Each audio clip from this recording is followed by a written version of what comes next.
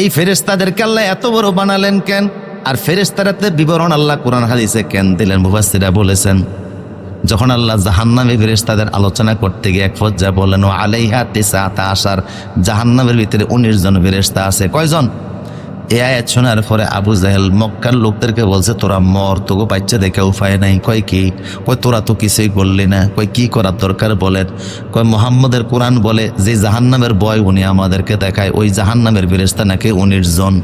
আচ্ছা 19 জন ফেরেশতারে তখন বেঁধে ফেলে জান্নাত দখল করতে আমাদের কতক্ষণ লাগবে?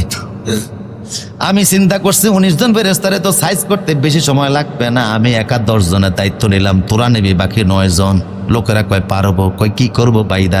কয় ফেরেশতা বাইদা মুহাম্মদ এবং তার অনুসারীদেরকে জাহান্নাম দিয়ে আমরা জান্নাত দখল করব। জোরে বলেন, চিন্তা দেখছেন আপনারা? মুহাম্মদ এবং তার অনুসারীদেরকে আমরা জাহান্নামে দিয়া এরপরে আমরা জান্নাত দখল করব। কারণ এটা কেন? ক্ষমতার দম্বের কারণে। ওরা দেখে যে মক্কা মুসলমানরা মুহাম্মদ তারাইতে পারে না, কাবায় কোরআন শরীফ পড়তে পারে না, মুসলমানরা ঘরে থাকতে পারে না, প্রতিদিন সুমাইয়ারে মারে, বেলালেরে মারে। এই দম্বের কারণে তারা বলতেছে যে এখানেই জন এদেরকে মারার সুযোগ পাইছি, তো ফেরেশতা মারতে আর কতক্ষণ?